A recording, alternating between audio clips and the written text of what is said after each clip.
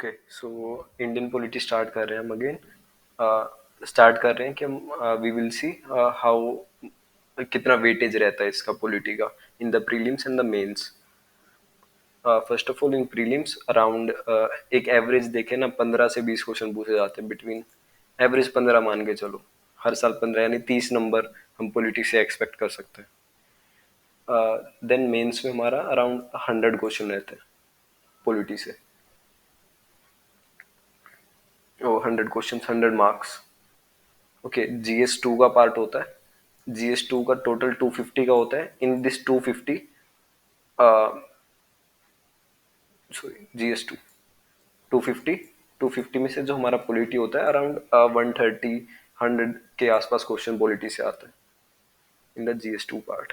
Okay, so main thing is the syllabus.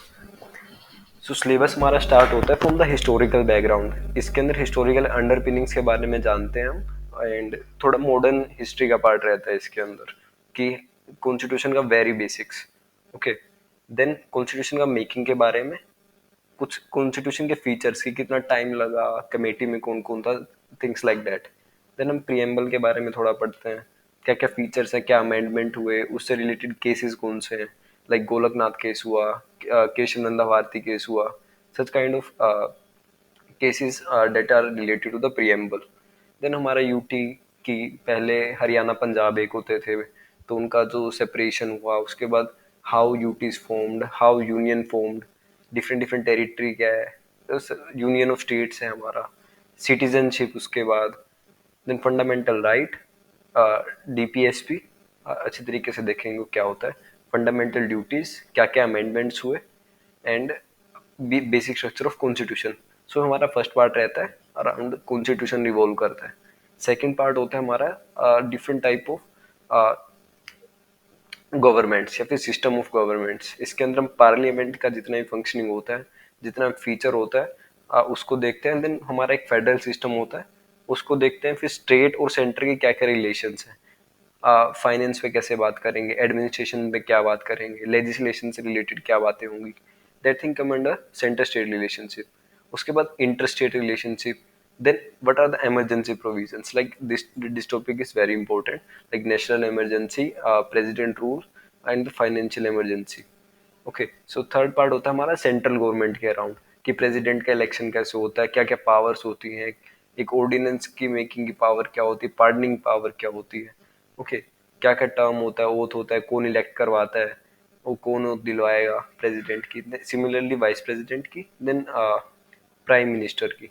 Okay, फिर council of minister central की ministers क्या क्या होंगे, उनका क्या काम होगा, किसको रिस्पॉन्सिबल होंगे, किसको आंसरेबल होंगे। देन हमारी डिफरेंट डिफरेंट जो कमेटीज होती हैं कैबिनेट की, uh, उनके बारे में। देन हमारा एज इन होल पार्लियामेंट की फंक्शनिंग क्या होता है। Okay, how does the parliament actually work, कैसे बजट पास होता है, कैसे जॉइंट सीटिंग होती है, मेंबरशिप इसको मिलती है। ओके, सोवरेनिटी कैसी है, और बजट लीडर्स क्या क्या काम रहेगा। ओके, क्या क्या कंपोजिशन रहेगा दोनों हाउसेस का, लोकसभा का, राज्यसभा का, दैट इज पार्लियामेंट। उसके बाद पार्लियामेंट की कुछ कमिटीज होती हैं जो डे टू डे बिजनेस देखती है हाउस का, और इंक्वायरी वगैरह करती है, that is parliamentary committees.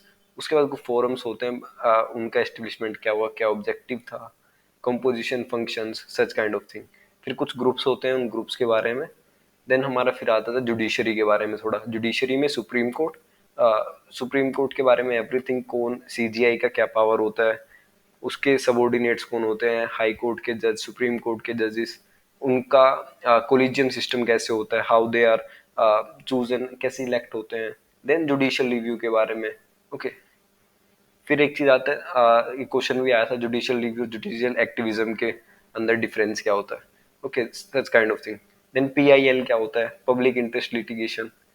Governor, फिर state, similarly same things will go for state government, कि लाइक प्रेसिडेंट होता है, इधर governor, then chief minister, like PM वहाँ था, वहाँ सेंट्रल काउंसिल ऑफ मिनिस्टर था, या स्टेट काउंसिल ऑफ मिनिस्टर्स है, वहाँ पार्लियामेंट था, यहाँ स्टेट का लेजिस्लेचर है, वहाँ सुप्रीम कोर्ट या हाई कोर्ट, यहाँ ट्राइब्यूनल्स और सबॉर्डिनेट कोर्ट। ट्राइब्यूनल्स बेसिकली क्या होते हैं, स्पेशली किसी एक टॉपिक या किसी मैटर के लिए बनाए जाते हैं। देन सबऑर्डिनेट कोर्ट्स, लाइक जितने भी हमारे हाई कोर्ट से नीचे वाले होते हैं सबऑर्डिनेट्स, जो हो किसको सपोर्ट करते हैं, जितना भी हमारा जुडिशियल सिस्टम होता है उसको सपोर्ट कर रहे हैं। उसके बाद कुछ स्पेशल प्रोविजंस आते हैं, लाइक शेड्यूल 5 सुना है, शेड्यूल 6 सुना है, different different provisions for, like Jammu Kashmir के लिए अलग प्रोविजन है, नागालैंड में जाने के लिए हमें अलग से वीजा, या वीजा कह रहा सॉरी, अलग से हमें एक परमिट चाहिए होता है। ओके, सो नॉर्थ ईस्ट में कई बार एडीसी का कॉन्सेप्ट आता है, एस्पिरेशनल डिस्ट्रिक्ट। ओके, अलग से कमेटीज होती है, उनका अलग से लोकल सेल्फ गवर्नमेंट होता है, such kind of thing which is also very important. Okay, then local government में आया तो पंचायती राज, 73rd अमेंडमेंट के बारे में बात करते हैं, municipal committee 74th amendment. Okay, उसके बाद हमारा पूरा यूनियन टेरिटरी से रिलेटेड आता है। यूनियन टेरिटरी काफी इंपॉर्टेंट हो गया बिकॉज अभी दिल्ली में क्या हुआ है रिसेंटली, जो चेंजेस आए हैं in the power, okay, ordinance जो पास हुआ है, उसके वजह से काफी इंपॉर्टेंट बन जाता है यूटी वाला part. Okay, then scheduled and the tribal area, scheduled tribal area के भी स्पेशल प्रोविजंस होते हैं, उन प्रोविजंस को देखना है। अब इन सब चीजों को कंडक्ट कौन करवाते हैं, there are some constitutional bodies, और कॉन्स्टिट्यूशनल बॉडी में एक इलेक्शन कमीशन होता है। इलेक्शन कमीशन के अंदर भी हम स्टेट इलेक्शन कमीशन अलग से पढ़ेंगे, और जो हमारा मेन इलेक्शन कमीशन होता है उसके क्या क्या रोल्स है, कौन कौन उसके अंदर मेंबर होता है, क्या क्या पावर्स होती हैं, that whole thing will come under election commission. Then UPSC के बारे में थोड़ा, मतलब कैसा बॉडी है, स्टेटूटरी है, एग्जीक्यूटिव है, किस टाइप का, उस हिसाब से। इस तरह स्टेट का। फिर फाइनेंस कमीशन का क्या रोल है, जीएसटी आया, जीएसटी के बारे में थोड़ा पढ़ेंगे क्योंकि जीएसटी बनाता है जीएसटी काउंसिल। ओके, फिर ऐसी दो तीन चार बॉडीज है constitutional bodies, like NSSC, N NCST. Okay, फिर एनसीबीसी, फिर स्पेशल ऑफिसर होता है लिंग्विस्टिक माइनॉरिटीज के लिए। फिर कैग होता है, controller and auditor general of India. CAG का बेसिकली काम होता है ऑडिट करना, देखना कि सरकार ने कहाँ कहाँ खर्चा किया है। ओके, इसी तरह फिर अटॉर्नी जनरल ऑफ इंडिया होता है, then advocate general of the state होता है। These are the constitutional bodies. उसके बाद कुछ होती है जो नॉन कॉन्स्टिट्यूशनल बॉडी होती है, लाइक एग्जीक्यूटिव बॉडी बोल सकते हैं इनको, एक नीति आयोग हो गया, एनएचआरसी हो गया। मतलब एक पॉलिटी में हम एक पूरा क्या देख रहे हैं, how the actual machinery is working, कि नीति आयोग का क्या फंक्शन रहेगा, कौन कौन लोग उसके अंदर पार्ट रहेंगे, एनएचआरसी में कौन रहेगा, उसके बाद एसएचआरसी में कौन रहेगा, स्टेट सेंट्रल इंफॉर्मेशन कमीशन का क्या काम रहेगा।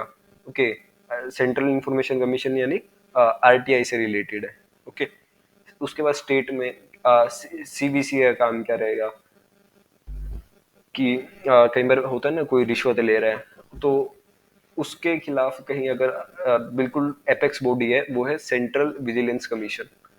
ओके, उसके अंदर फिर एक एक्ट आता है विसल ब्लोअर प्रोटेक्शन एक्ट, वो पढ़ना पड़ेगा। देन सीबीआई के क्या फंक्शन है, इसमें हम एक ईडी भी ऐड हो गया, ईडी भी पढ़ना पड़ेगा। सीबीआई हो गया, ईडी पढ़ेंगे अलग से। Lokpal, Lokayukta. Okay, Lokpal Lokayukta basically MP MLA के ऊपर एक्शन लेने के लिए, कि उनके ऊपर भी वो क्या कर सके, कोई अगर किसी ने कुछ किया है तो उसके ऊपर एक इन्वेस्टिगेशन बैठा सके। देन एनआईए, यूएपीए से रिलेटेड जितने भी प्रोविजन है, जितने भी लॉ है, फेमा फेरा एक्ट, ये सब किसके अंदर आ जाएगा, एनआईए के अंदर आ जाएगा। क्योंकि एनआईए के अब रिसेंटली 2019 में अमेंडमेंट हुआ था, उसके अंदर थोड़ी पावर्स भी बढ़ा दी गई थी एनआईए की। देन एनडीए में क्या क्या काम है, डिजास्टर से रिलेटेड। डिजास्टर वाला पार्ट तो ऑलमोस्ट एवरी सब्जेक्ट्स में पढ़ा ही दिया जाता है थोड़ा थोड़ा, क्योंकि हर हर चीज में रिपीट होता है। उसके बाद आता है different constitutional dimensions, like cooperative society होता है, लिज्जत पापड़ का नाम सुना होगा। उसके बाद स्टेट का ऑफिशियल लैंग्वेज क्या होता है। ओके, देन पब्लिक सर्विसेज का क्या काम होता है, राइट और लाइबिलिटी क्या है गवर्नमेंट की toward the citizens. Then कुछ स्पेशल प्रोविजंस होते हैं for the special classes, not only for SC ST, उसके अलावा भी स्पेशल क्लासेस के लिए थोड़ा प्रोविजंस होते हैं। देन थोड़ा पॉलिटिकल डायनेमिक्स देखेंगे कि पॉलिटिकल पार्टी क्या होती है, उनको क्या सिंबल है, किस पार्टी के पास सिंबल रहता है, कौन सी स्टेट पार्टी होती है, विच party is a national party, regional party का क्या रोल रहता है। उसके बाद इलेक्शंस कैसे कंडक्ट कराए जाते हैं, पूरा प्रोसेस देखेंगे। इलेक्शन के रिलेटेड 3 लॉ होते हैं, like most important, ROP 1950, ROP of 1951 and delimitation act of 2002। Okay, then कुछ इलेक्टोरल रिफॉर्म्स हुए थे, उन रिफॉर्म्स के बारे में पढ़ेंगे।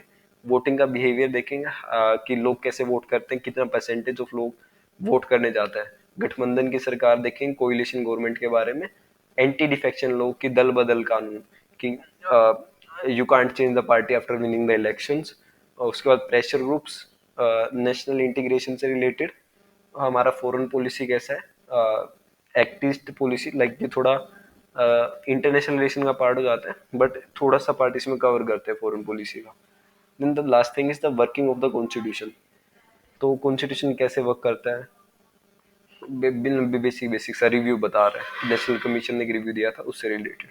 Okay, so this is the एक सिलेबस का ओवरव्यू रहना चाहिए कि हमें कितना ब्रॉड पढ़ना है, काफी बड़ा सिलेबस है। ओके, पर उस सिलेबस के हिसाब से we will get number of questions also from there.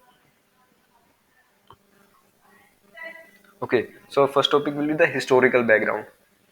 So instead of studying from this, okay, quickly tell me, syllabus का थोड़ा एक overview आ गया ना, कितना पढ़ना हमें?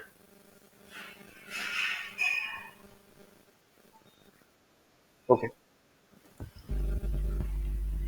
so I have some images.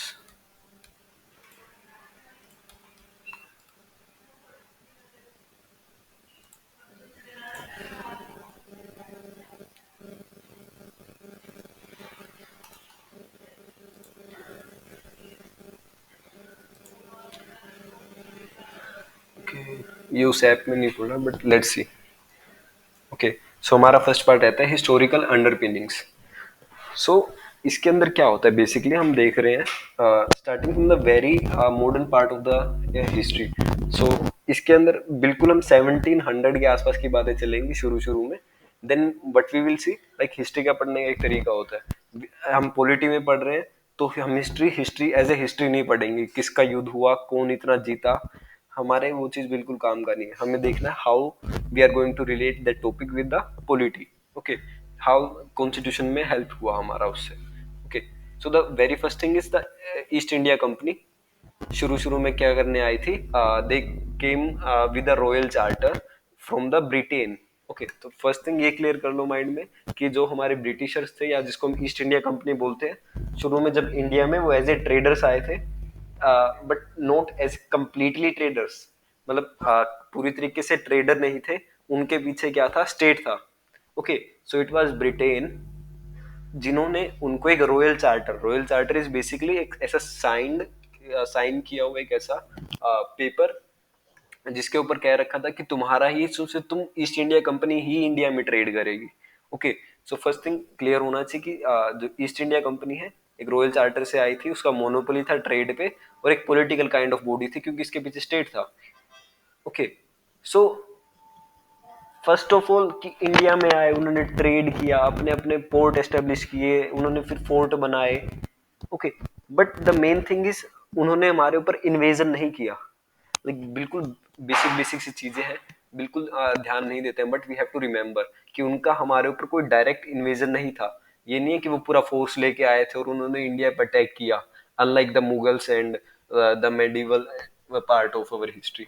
सो इसमें क्या हुआ था कि वो लीगली आए थे, ट्रेड करने आए थे, और इंडिया को एज ए कॉलोनी बनाया था। ओके, हम स्लेव नहीं थे उनके, we are a colony. Okay, then what actually happened कि वो इंडिया में आए कैसे, इंडिया में उनका आने का मेन रीजन, या फिर उन्होंने इतना बढ़िया तरीके से एस्टेब्लिश किया अपने आप को, the main reason was the vacuum, power vacuum. Okay, so Mughal का काफी ज्यादा वहां क्या हो गया था, रोल ही नहीं था, क्योंकि उस टाइम कौन था, बहादुर शाह जफर था, he was not that, sorry, Aurangzeb था। औरंगजेब के बाद क्या हुआ, उनका जितना भी डायनेस्टी था उसके अंदर काफी कह सकते हैं, क्योंकि उन्होंने एक स्टैंडर्ड बिल्कुल जो कह सकते हैं एडमिनिस्ट्रेटिव और मिलिट्री वाइज काफी हाई सेट कर दिया था, जिसको उसके आने वाले सक्सेसर मैचअप नहीं कर पाए। Okay, so due to that reason तो मुगल थोड़ा वीक हो गए, पावर का वैक्यूम हो गया। ओके, तो इसका फायदा किसने उठाया, ब्रिटिशर्स ने, दे केम, तो उन्होंने उनके भीतर ही क्या, उनके अंदर ही क्या किया, डिवाइड एंड रूल पॉलिसी भी नो। सो उस टाइम पे दो युद्ध हुए दैट आर वेरी इंपॉर्टेंट, कि प्लासी का युद्ध हुआ और एक बक्सर का युद्ध हुआ। प्लासी का जो बैटल था 1757 में, और इसके अंदर ईस्ट इंडिया कंपनी हमारी जीत गई। ओके, जस्ट रिमेम्बर, क्योंकि वो हिस्ट्री का पार्ट होता है, किससे हुआ, कौन जीता, दैट्स अ डिफरेंट थिंग। बस हम देख रहे हैं कि हाउ दे केम, कि ईस्ट इंडिया कंपनी जीत गया। Then the most important thing is the battle of the Buxar. Buxar में क्या हुआ 1764 में, उनका जो युद्ध था वो जीत गए आराम से, बट उसके अंदर बेसिकली क्या हुआ, उनको दीवानी राइट्स मिल गए। रिमेंबर दिस थिंग कि they got the Deewani rights. So what is the Deewani rights? Deewani rights का जैसे होता है ना कि आपको एक एरिया मिल गया and you can collect the tax from that area.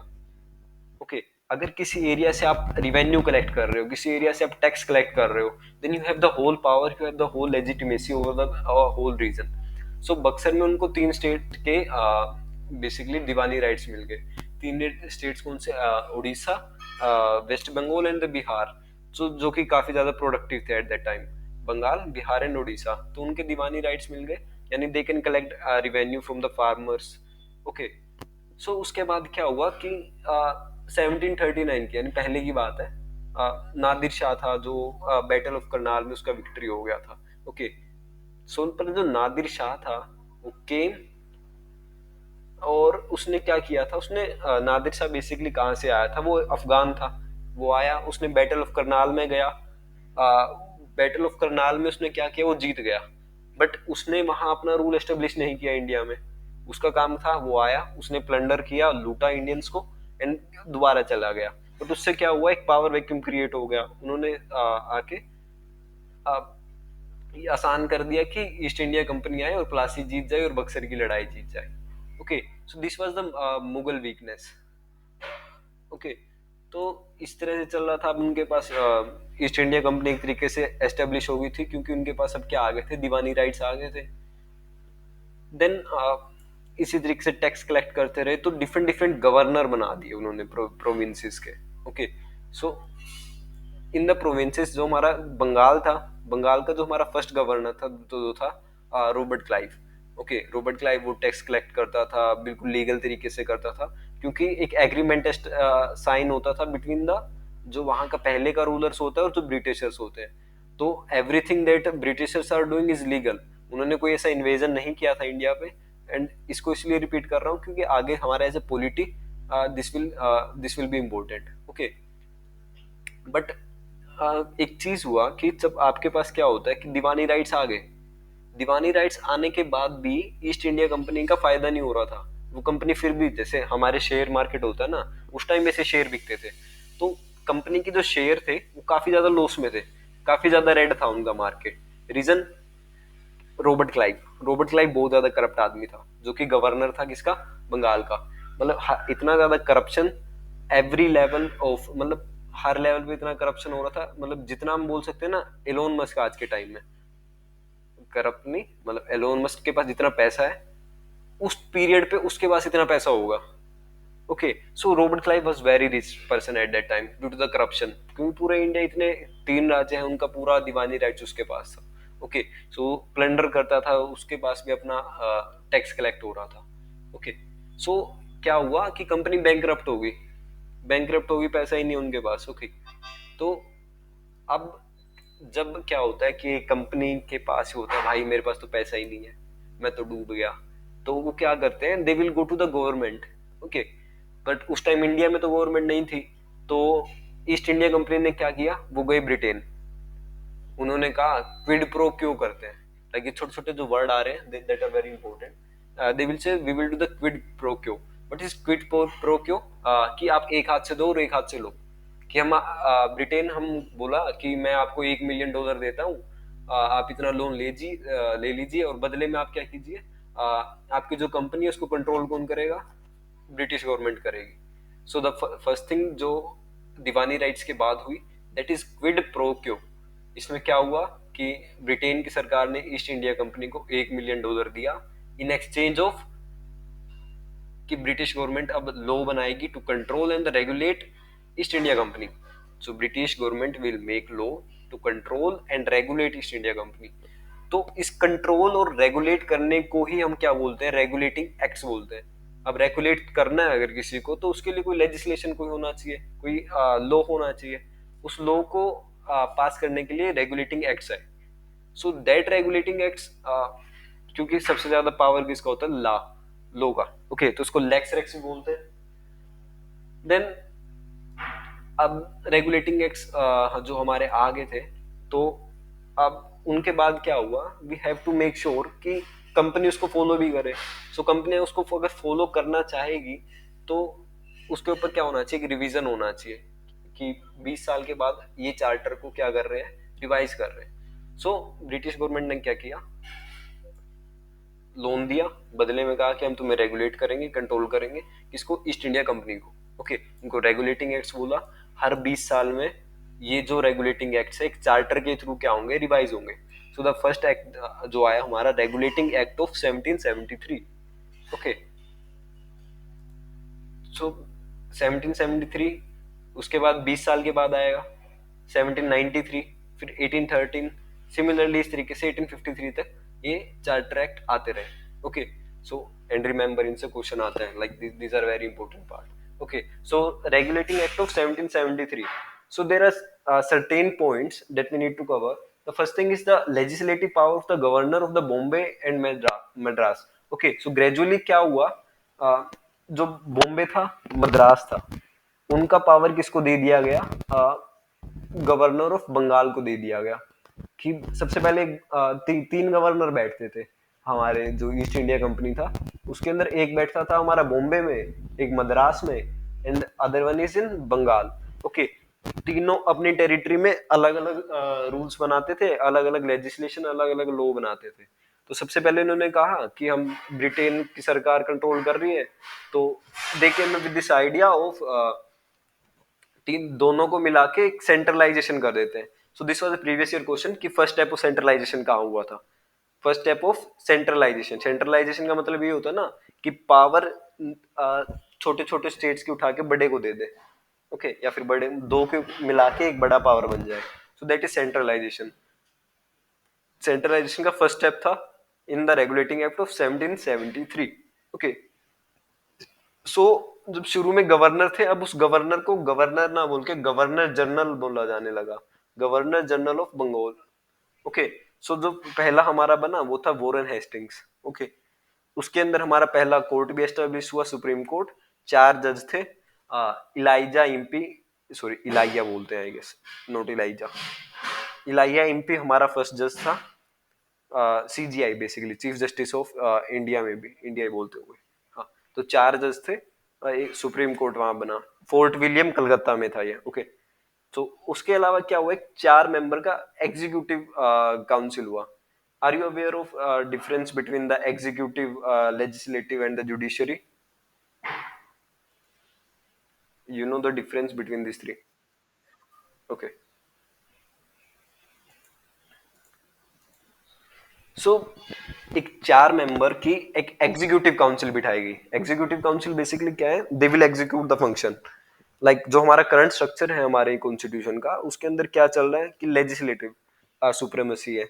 Legislative supremacy यानी जिसको हम पार्लियामेंट में बिठा रखा है। अब ये कॉमन सी बात है, हमारा एमपी बड़ा आदमी है या एक आईएएस बड़ा है? MP obviously. So that power is the legislative supremacy. But उस टाइम क्या था, एग्जीक्यूटिव का सुप्रीमेसी था, the collector is the highest.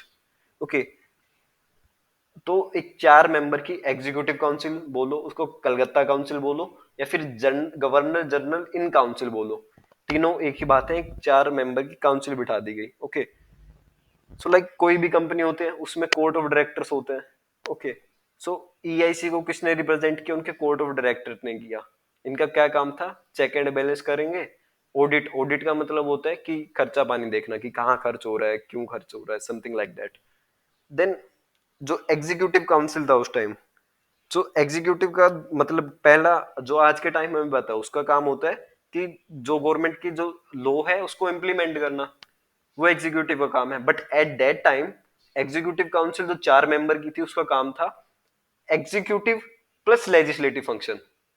Executive, like this is very important. Okay, ये हिस्टोरिकल इंटरपेनिंग्स पढ़ इसीलिए रहे हैं ताकि एग्जीक्यूटिव और लेजिस्लेटिव को हम रिलेट कर सके टू द पॉलिटी।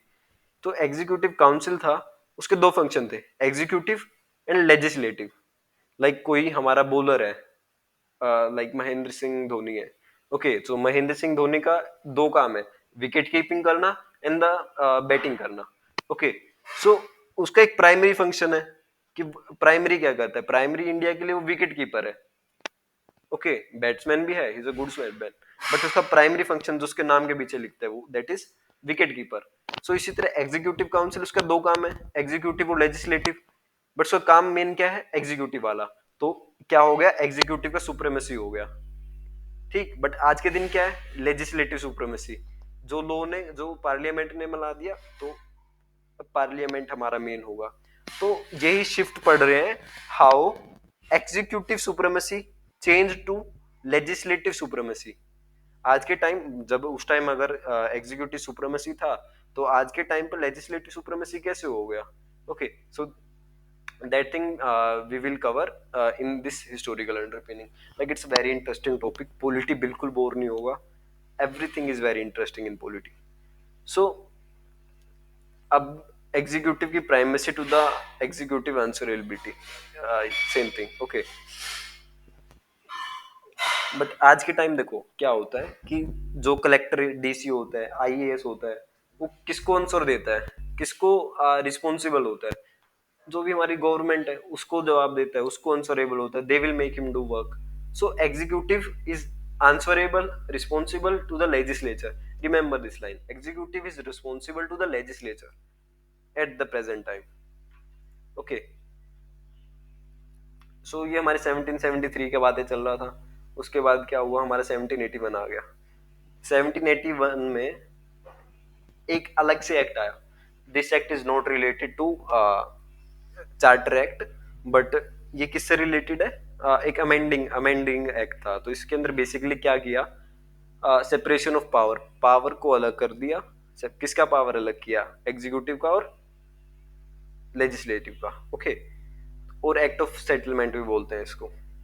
देन हमारा फिर उसके बाद आया पिट्स इंडिया एक्ट। रिमेंबर जो हमारा फर्स्ट एक्ट हमने जो ये पढ़ा, that is regulating act, and these are different acts, but एक क्रोनोलॉजी में आ रहे हैं, तो उस क्रोनोलॉजी के हिसाब से हमने इनको लिख लिया है बेटर, कि हमें थोड़ा एक सीरीज बना रहे। ओके, देन उसके बाद हमारा है पिट्स इंडिया एक्ट ऑफ 1784। सो इसके अंदर रिमेंबर दो बातें याद रखनी है, ब्रिटिश का possession over the Indian territory and the double government, कि ब्रिटिश का पोजेशन होगा किसके ऊपर, इंडियन के एडमिनिस्ट्रेशन पर।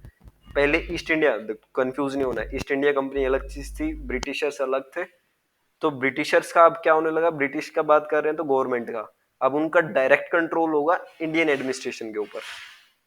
ब्रिटिश गवर्नमेंट का डायरेक्ट कंट्रोल होगा इंडियन एडमिनिस्ट्रेशन पर, पहले डायरेक्ट नहीं था, अब डायरेक्ट कंट्रोल होगा। Okay, British possession. Second thing क्या हुआ, डबल गवर्नमेंट एस्टेब्लिश कर दी। डबल गवर्नमेंट यानी बोर्ड ऑफ कंट्रोल मिलिट्री वाला। Then company of director, company of director किसका था, ईस्ट इंडिया कंपनी का था, और बोर्ड ऑफ कंट्रोल किसका होगा, ब्रिटिश गवर्नमेंट। यानी ब्रिटिश गवर्नमेंट मिलिट्री को काबू करेगी कि भाई हम तो अपने इंडिया पे राज करेंगे, समथिंग लाइक दैट, कि मिलिट्री उनके अंडर रहेगी। जो भी इन्होंने बनाई है, किन्होंने बनाई है, ईस्ट इंडिया कंपनी ने जो इंडिया में एस्टेब्लिश की है। देन डबल गवर्नमेंट के अंदर second is the company of directors. So company of directors क्या करेंगे, they will handle the commerce part, जितना भी ट्रेड करना है समथिंग, यानी उनको वैसे ही टाल दिया एक तरीके से, उनको हल्का काम दे दिया।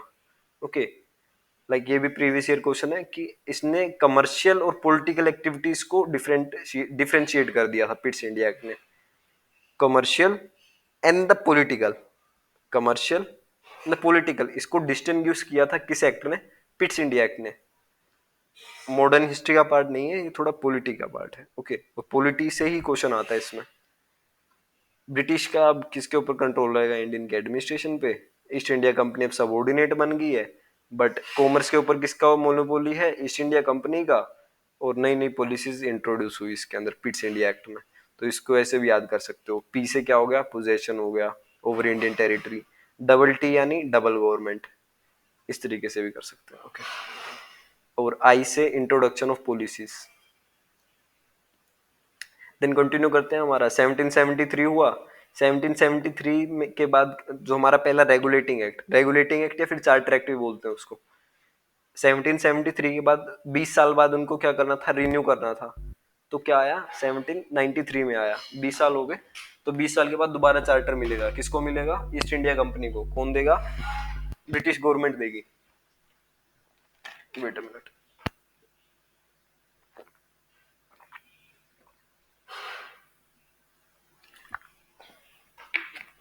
Okay, so what happened in 1793?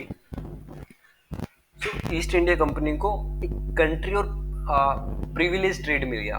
Okay, सो आज के टाइम पे भी जो हमारा चाइना के साथ रिलेशनशिप खराब है, उसका मेन रीजन ये वाला एक्ट है 1793 का।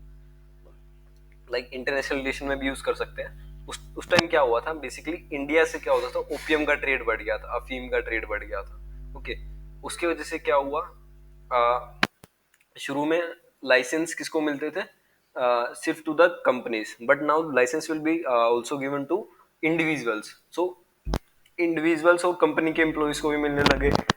सो they started doing trade of opium in China. सो लोगों को फिर तो पता ही होता है कि अफीम एक खराब चीज है, opium is a bad thing. Such thing led to the conflict between the India and the China. Okay, then उसके बाद हमारा and the second thing that happened in the 1793 कि जितने भी ईस्ट इंडिया कंपनी के एक्शन है वो सारे ब्रिटिश गवर्नमेंट के बिहाफ पे होंगे। देन हमारा 20 साल फिर बीत गए।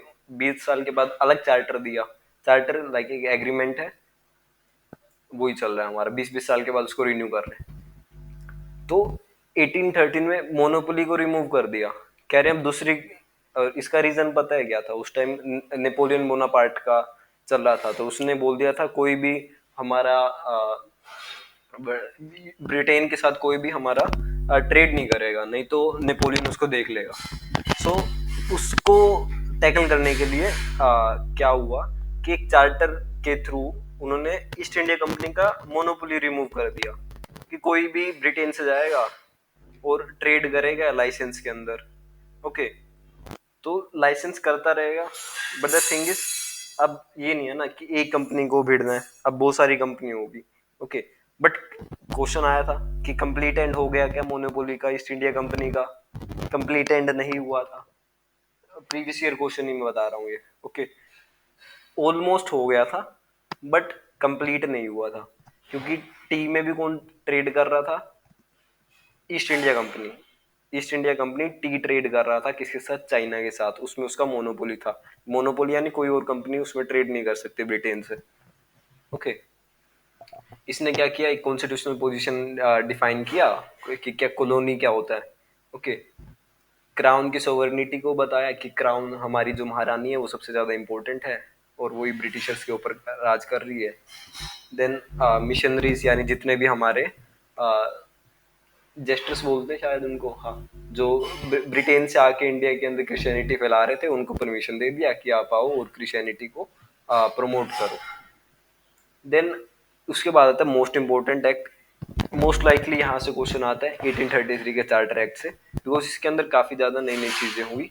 क्योंकि गवर्नर जनरल ऑफ बंगाल था, गवर्नर जनरल ऑफ बंगाल को अब क्या बना दिया गया, governor general of India. Like name काफी इंपॉर्टेंट रोल प्ले करता है। अगर इंडिया को भारत भी बोल रहे हैं ना, तो उसमें भी काफी डिफरेंस आ जाता है इसमें।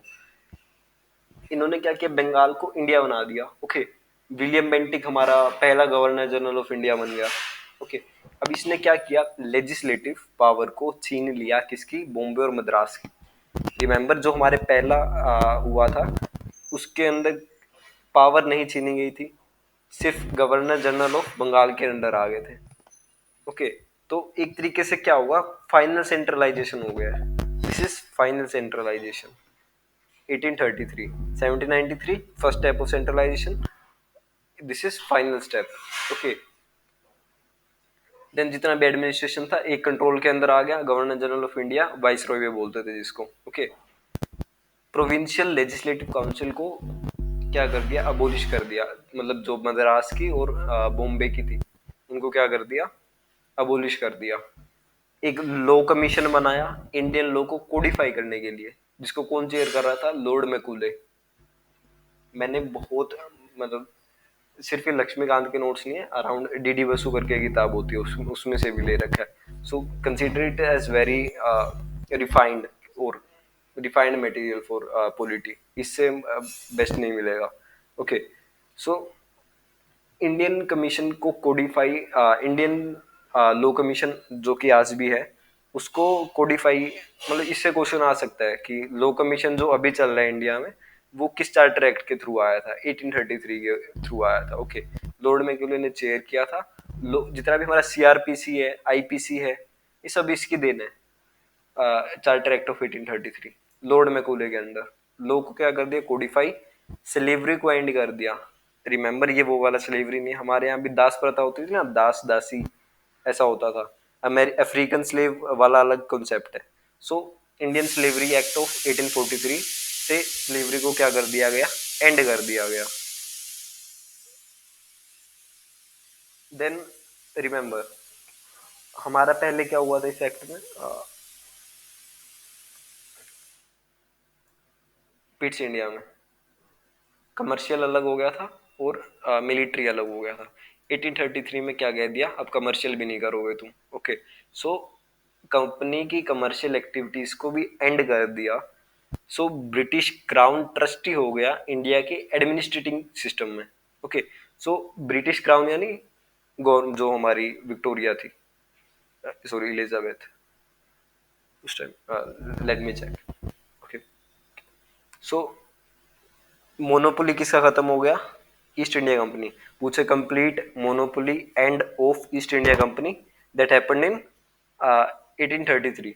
थोड़ा सा याद करने का है, बट बिलीव में पक्का क्वेश्चन आएगा इससे, किसी साल पेपर दे देना। ओके, सारी रिस्ट्रिक्शंस जो थी यूरोपियन इमिग्रेशन की वो हटा दी, मतलब आराम से अब UK to India, India to UK, you can go easily.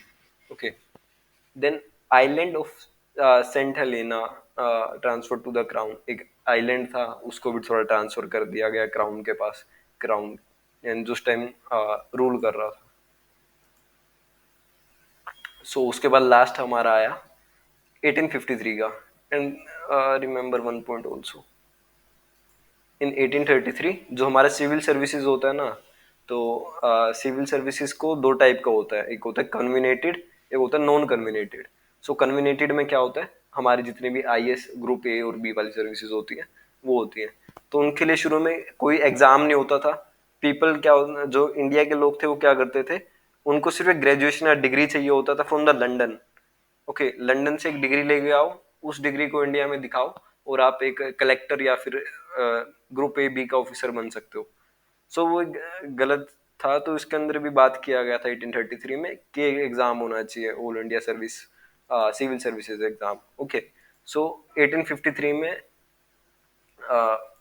सबसे पहले कंपनी रूल एंड हो गया। ओके, और जो कॉलेज था वहाँ लंदन में उसका नाम था हेलीबरी, तो उसको हेलीबरी पेट्रनेज सिस्टम बोलते थे।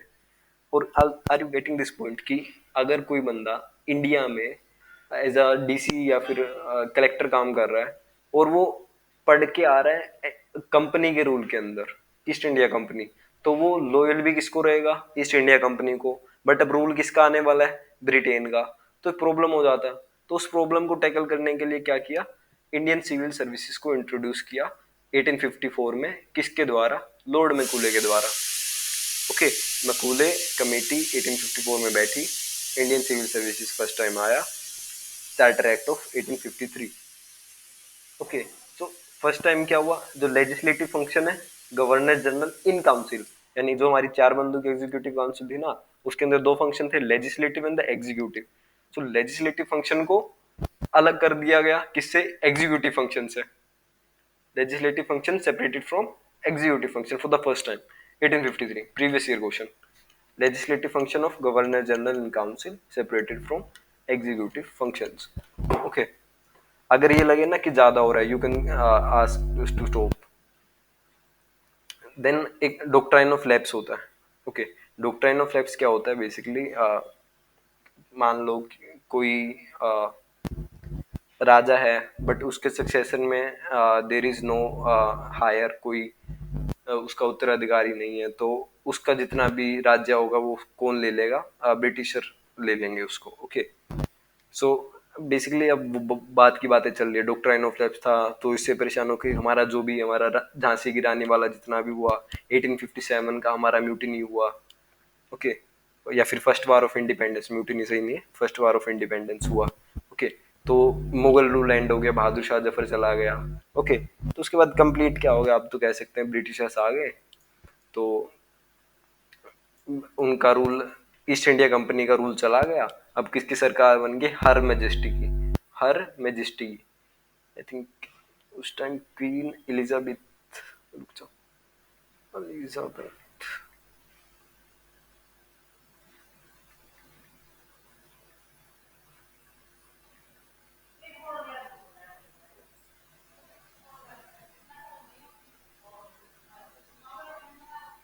क्वीन विक्टोरिया ही होगी। ओके, सो अब जो 1853 के बाद क्या हुआ, हमारे युद्ध वगैरह हुए, फर्स्ट वॉर ऑफ इंडिपेंडेंस हुआ, उसके बाद ब्रिटिशर्स, जो ईस्ट इंडिया कंपनी है वो खत्म हो गई है, लगा लो अब ईस्ट इंडिया कंपनी का कोई काम नहीं है। अब कौन आ गया, हमारा ब्रिटिश वाले आ गए, ब्रिटिश गवर्नमेंट आ गई बेसिकली, ब्रिटिश राज। ओके, तो अब कोई गवर्नमेंट आ रही है, लोगों में गुस्सा है, उस गुस्से को हम कैसे अपीज कर सकते हैं, उस गुस्से को अपीज करने का एक ही तरीका है, दैट उनको अच्छी अच्छी बातें बताएं कि हम आएंगे, हम आपका भला कर देंगे, हम आपको वेस्ट जैसा बना देंगे, हम आपको डेवलप कर देंगे। Okay, such kind of thing. तो ये मीठी मीठी चिकनी चुपड़ी बातें की इन्होंने, ब्रिटिशर्स ने कहा कि गवर्नमेंट ऑफ इंडिया एक्ट 1858 आ गया। ये एक्ट कैसा होगा, गुड गवर्नमेंट होगा इंडिया में बाय ब्रिटिशर्स। बोले गुड गवर्नमेंट करेंगे किसके अंदर, इंडिया के अंदर। कौन करेगा, ब्रिटिशर्स करेंगे। अब ये टेक्निकली तो पूरा रॉन्ग है कि गुड गवर्नमेंट इंडिया में कर रहे हैं, इंडियंस नहीं है पर उसके अंदर, गेटिंग। बट जैसे तैसे उन्होंने बोला कि एक गुड गवर्नमेंट करेंगे, हम धीरे धीरे क्या करेंगे, इन लोगों को समझदार बनाएंगे और फिर हम चले जाएंगे, ऐसा कुछ। ओके, तो ब्रिटिश राज फर्स्ट टाइम कैसा गवर्नमेंट बना, रिस्पॉन्सिबल गवर्नमेंट बना।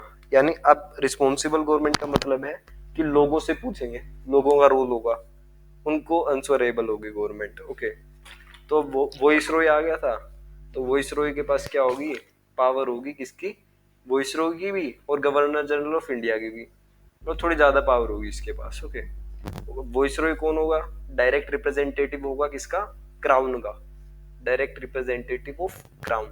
कौन बना सबसे पहले, Lord Canning viceroy. Okay, Lord viceroy also कि पहले जो हमारे गवर्नर जनरल ऑफ इंडिया था ना, उसको वाइसरॉय नहीं बोलते थे, गवर्नमेंट ऑफ इंडिया एक्ट में जो आया उसको वाइसरॉय बोल रहे हैं। तो जो हमारा डबल गवर्नमेंट का चल रहा था ना, पिट्स इंडिया एक्ट में आया था, तो वो डबल गवर्नमेंट को भी अबोलिश कर दिया। उसके अलावा एक अलग चीज बनी, that is important, secretary state of India, secretary state of India. तो सेक्रेटरी स्टेट ऑफ इंडिया लगा लो एक पर्सन था इस तरीके से। ओके, एमपी एमपी में से इलेक्ट होके आता था जो ब्रिटेन के थे, तो ज्यादा पावरफुल बना दिया। यानी वाइस रॉय अपना जो भी काम इंडिया में कर रहा है वो किसको बताएगा, सेक्रेटरी स्टेट ऑफ इंडिया को बताएगा। यानी वाइस रॉय आंसरेबल हो गया किसको, सेक्रेटरी स्टेट ऑफ इंडिया को। अब इनको दिखाना था कि हम तो अच्छी गवर्नमेंट है, इन्होंने क्या किया, डॉक्ट्राइन ऑफ लैप्स को क्या कर दिया, एंड कर दिया, और इंडियन सिविल सर्विस को एस्टेब्लिश कर दिया। ओके, तो ये अपीजमेंट पॉलिसी चल रही थी, प्रॉपर्टी के राइट्स दे दिए लोगों को कि तुम अपनी प्रॉपर्टी रख सकते हो। ओके, सो अब शुरू शुरू में कि अभी 1857 में क्रांति हुआ था, अब दोबारा ना हो तो थोड़ा बहुत इनको डॉक्ट्राइन ऑफ लैप्स वगैरह हटा देते हैं, ऐसा कुछ चल रहा था। तो सेक्रेटरी स्टेट ऑफ इंडिया था, बॉडी कॉर्पोरेट था। ओके, बॉडी कॉर्पोरेट का मतलब होता है, like remember this term, body corporate कई बार पूछ लिया जाता है, प्रीवियस ईयर क्वेश्चन ही है ये भी। बॉडी कॉर्पोरेट बेसिकली वो होता है जिसको कोर्ट में कुछ पूछा जा सके जिससे। ओके, मतलब कोई भी ऐसा organisation which can be should in in the judicial system. Okay, उसको बॉडी कॉर्पोरेट बोलते हैं। बट इसका रियल पर्पस क्या था जो हम इतना सब कर रहे हैं, ताकि थोड़ा एडमिनिस्ट्रेशन स्ट्रीमलाइन हो जाए, लोग हमारी बातें मान लें। Okay, such kind of thing of government of India act of 1858। Then like polity is very interesting. अब इन्वायरमेंट तो कुछ नहीं था, अब जैसे जैसे हम आगे बढ़ेंगे काफी ज्यादा मजे मजे आने वाला है इससे। So next is the Indian council act. So Indian council act में भी, अब रिमेंबर, थोड़ा भी कंफ्यूज नहीं होना, इनके अंदर शुरू में हमारे चार्टर एक्ट चल रहे थे। चार्टर एक्ट के बाद क्या हुआ, 1853 में चार्टर एक्ट खत्म हो गए, बीच में एक अपीजमेंट के लिए 1858 का आया। उसके बाद हमारे काउंसिल के act. Yes.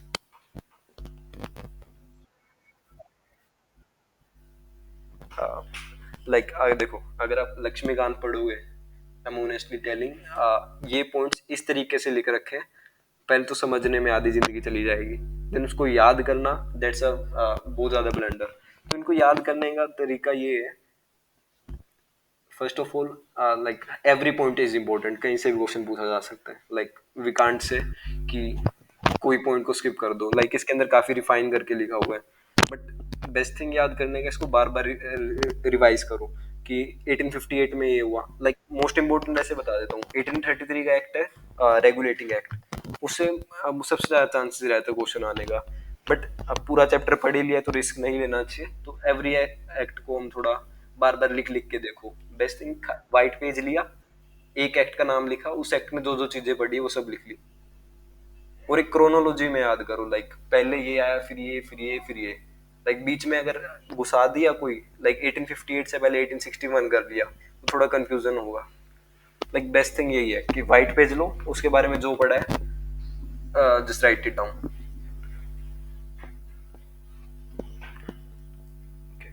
So the next is the Indian council act. So council act different होते हैं। पहला ही क्वेश्चन ये आया हुआ था प्रीवियस ईयर कि एम क्या था इंडियन काउंसिल एक्ट्स का। ओके, जैसे कि नाम ही बता रहे कि काउंसिल एस्टेब्लिश करना पड़ेगा ना इसमें, इंडियन काउंसिल एक्ट। तो काउंसिल कौन सा, legislative council. And what we are studying कि एग्जीक्यूटिव सुप्रीमेसी कैसे लेजिस्लेटिव सुप्रीमेसी में कन्वर्ट हुआ, डीसी से ज्यादा पावर अब किसका हो गया, मंत्री का हो गया, कैसे हुआ वो। Okay, so Indian council act. तो काउंसिल एक्ट का मतलब बेसिकली क्या है, इंडियंस को लेजिस्लेशंस में इन्वॉल्व करना, लेजिस्लेशन यानी लॉ मेकिंग प्रोसेस में इंडियंस को इन्वॉल्व करना in the administration to develop the legislative councils. This was the aim of the council act. Okay, so the first thing is Indian council act 1861 का आया। 1861 में क्या हुआ, decentralisation हो गया दोबारा। लाइक काफी कंफ्यूजिंग है, क्योंकि शुरू में हमारा फर्स्ट स्टेप सेंट्रलाइजेशन हुआ, फिर फाइनल स्टेप हुआ, उसके बाद अब दोबारा कह रहे हैं कि डिसेंट्रलाइजेशन हो गया। सो इनको 2 दिन बाद थोड़ा रीड करेंगे, लिख के देखेंगे, तो थोड़ा क्लैरिटी आ जाएगा कि पहले ये हुआ, देन ये हुआ। ओके, सो लॉर्ड कैनिंग ने क्या किया, डिसेंट्रलाइजेशन स्टार्ट कर दिया, मतलब power given to different different. Decentralization ये होता है ना, एक पोर्टफोलियो सिस्टम होता है। पोर्टफोलियो सिस्टम का मतलब क्या होता है कि अब लाइक नरेंद्र मोदी जी ने सरकार बना ली, उसके बाद उन्होंने डिफरेंट डिफरेंट डिपार्टमेंट्स दे दिए डिफरेंट डिफरेंट मंत्रीज को, किसी को होम मिनिस्ट्री दे दिया, किसी को डिफेंस दे दिया, फाइनेंस अलग दे दिया। सच काइंड ऑफ डिसेंट्रलाइजेशन कब हुआ, इंडियन काउंसिल एक्ट ऑफ 1861 में। और इसके बाद ज्यादा नहीं, 3-4 एक्ट हो रही है। और क्या क्या हुआ, इंडियंस को नॉमिनेट किया, रिमेंबर नॉमिनेट किया, इलेक्टेड नहीं थे। क्वेश्चन बहुत जनरली पूछा जाता है कि 1861 में आईसीए में क्या जो हमारे इंडियंस थे लेजिस्लेटिव काउंसिल में, आर दे इलेक्टेड और दे नॉमिनेटेड। सो नॉमिनेटेड एक अलग चीज हो जाता है, elected is a very different thing. तो इसके अंदर 3 मेंबर थे, राजा बनारस का, Raja of Patiala and sir Dinkar Rao. Okay, so these 3 Indians were nominated by the Viceroy as the member of the Legislative Council. Okay, then portfolio system आ गया, मिनिस्ट्रीज बांट दी लोगों को। ओके, तो अब ज्यादा रिस्पॉन्सिबल होंगे। सो जो एग्जीक्यूटिव काउंसिल था वो चेंज हो रहा है धीरे धीरे लेजिस्लेटिव काउंसिल में। तो इस काउंसिल में कितने मेंबर आ गए टोटल, 4 से 6 बंदे के आसपास, मतलब चेंज होते रहते थे वो थोड़ा। तो 3 बंदे इंडिया के थे। ओके, देन उसके बाद हमारे दो एक्ट हो रहे हैं इसके अंदर इंडियन काउंसिल के, एक 1892 में आया, 1909 में आया। सो 1892 में क्या हुआ, 4 से 6 से 16 मेंबर हो गए। अब पहले हमारे पास क्या होता था कि इंडिया के जो 3 मेंबर हैं ना वो वोट कर सकते थे, ना डिबेट कर सकते थे, वो क्वेश्चन भी नहीं पूछ सकते थे। ओके, सो अब इसमें क्या हुआ, अब वोट करने दे रहे हैं सबको। ओके, नम इंडिया के मेंबर्स भी बढ़ा दिए और इनडायरेक्ट इलेक्शन करवा दिए। Okay, representative election. ओके, मतलब थोड़ा इलेक्शन नॉमिनेशन वाला सिस्टम चला गया था यहाँ से। अब they can ask questions on budget but not supplementary question. Like ये क्वेश्चन भी पूछ लिया जाता है बेसिकली कि बजट पर क्वेश्चन पूछ लिए जाते थे। बजट इन द सेंस कि Indian person they will ask the question कि बजट कैसे फॉर्म हो रहा है, और उसके बाद पूछ लिया, उन्होंने कोई जवाब दे दिया, उसके बाद दोबारा क्वेश्चन नहीं पूछ सकते थे। Supplementary questions they can not ask. Okay, then new laws बना सकते थे बट वॉइसरॉय का परमिशन चाहिए था काउंसिल्स को। देन उसके बाद 1909 का आ गया, इसको मॉरले-मिंटो रिफॉर्म बोलते हैं। सो बिल्कुल ऐसे मतलब बच्चों वाला कोई बार क्वेश्चन पूछा जाता है कि मॉरले-मिंटो में वॉइसरॉय कौन था। ऑलवेज रिमेंबर, अगर दो बंदों का नाम हो, सबसे ज्यादा पावर किसके पास है, सेक्रेटरी स्टेट ऑफ इंडिया के पास है, तो वो पहले वाला रहेगा। कम पावर इसके पास है, वाइसरॉय के पास है, तो वाइसरॉय दूसरे नंबर पे नाम लिखेंगे उसका। होता भी ऐसे ही था। मोरले मिंटो रिफॉर्म, तो मोरले को सेक्रेटरी स्टेट ऑफ इंडिया था, मिंटो था हमारा वॉइस रॉय। अब 60 मेंबर के आसपास हो गए थे, पहले कितने थे, सिर्फ 16 थे, उससे पहले 4 से 6 थे, अब कितने हो गए, 60 हो गए। अब क्या हुआ, Indian member of executive council, इसमें क्या हुआ, एक मेंबर ऐड हो गया एग्जीक्यूटिव काउंसिल में। पहले जो बातें हो रही थी ना, लेजिस्लेटिव काउंसिल की बातें हो रही थी, अब किसकी बात कर रहे हैं, एग्जीक्यूटिव काउंसिल। बिल्कुल भी कंफ्यूज नहीं होना इसके अंदर। तो एक बंदा इंडिया का ऐड हो गया, सत्येंद्र प्रसाद सिन्हा। सत्येंद्र प्रसाद सिन्हा को एग्जीक्यूटिव काउंसिल में ऐड कर लिया। जो शुरू में 4 मेंबर वाली थी ना, लेजिस्लेटिव अलग चल रही है हमारी साइड बाय साइड। ओके, जिसके अंदर हमारे 3 मेंबर शुरू में ऐड हुए थे। तो अब इसमें क्या हुआ, सप्लीमेंट्री क्वेश्चन भी बोल सकते हैं, पर सिर्फ किस पे बात करेंगे, फॉरेन पॉलिसी पे करेंगे, और जो हमारे प्रिंसिपल स्टेट्स होते हैं उनके साथ रिलेशन पे उसके अंदर ही पूछ सकते हैं। ओके, इनडायरेक्ट इलेक्शंस हो रहे थे, बट वही हमारा क्या बोलते हैं, डिवाइड एंड रूल वाली पॉलिसी कि मुस्लिम सिर्फ मुस्लिम को इलेक्ट करेगा, हिंदू सिर्फ हिंदू को इलेक्ट करेगा। तो ये सब कौन लेके आया, मिंटो। मिंटो कौन था, वाइस रॉय था, तो उसको father of communal electorate system भी बोलते हैं। Like most important, father of communal electorate system. Like Muslim Muslim को वोट करेगा, हिंदू हिंदू को वोट करेगा, and divide and rule policy, जिसकी वजह से बेसिकली हम कह सकते हैं पाकिस्तान का फॉर्मेशन हुआ। ओके, सो इनडायरेक्ट इलेक्शंस होने लगे। सो 60 मेंबर के आसपास हो गए थे। देन सबसे पहले इंपीरियलिज्म का मतलब, लाइक हमारा अभी थोड़ा हिस्ट्री का पार्ट खत्म हो गया, मतलब एक्ट्स का खत्म हो गया, थोड़ा हिस्ट्री का रहता है अभी बाकी है, मतलब कल का दिन और लगेगा उसमें। इंपीरियलिज्म क्या होता है, एक सब प्रैक्टिस, सा थ्योरी, एडवोकेसी और extending power of dominion by direct territorial acquisition और by giving political and economic control. कुछ नहीं है, इंपीरियलिज्म बेसिकली क्या होता है, एक पावर को एक्सटेंड करना through advocacy, through dominion, by direct territorial acquisition, मतलब पॉलिटिकल और इकोनॉमिक कंट्रोल करने को इंपीरियलिज्म बोलते हैं। लाइक बंदूक लेके जा रहे हैं उसको इंपीरियलिज्म नहीं बोलेंगे, political and economic control. Remember, political and economic control, legal and political control is colonization. We are not a slave state. Like हम अगर पढ़ रहे हैं ना, ये आगे बहुत काम आएगा कि जब हम गांधी जी के बारे में थोड़ा सीखेंगे उससे रिलेटेड। कॉलोनी में क्या होता है, हमारे पास लीगल राइट नहीं है, हमारे पास पॉलिटिकल राइट्स नहीं है।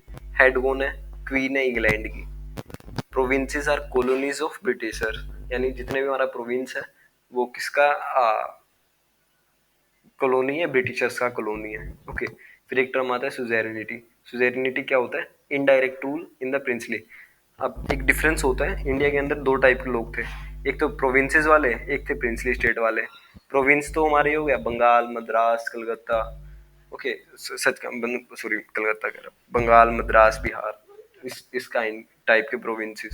बट लाइक जम्मू कश्मीर हो गया, और उसके बाद हमारे साउथ में हो गए जैसे मैसूर हो गया, तो वो क्या थे, वहां भी राजाओं का ही रजवाड़े थे। ओके, तो वहां इनडायरेक्ट रूल कर रहे थे।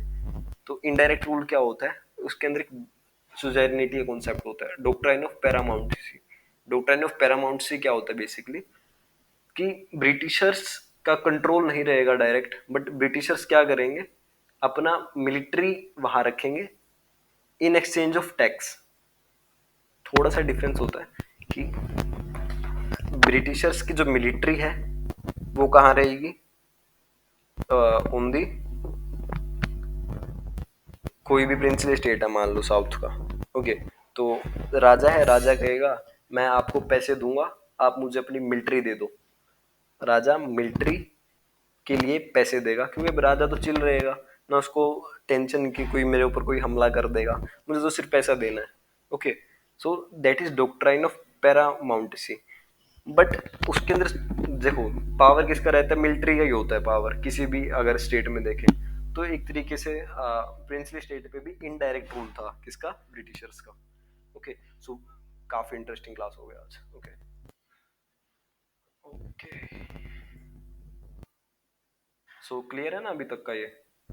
तो मुझे पता है शुरू में लगता है थोड़ा कि हैवी सा हो गया है, सब कुछ एक जैसा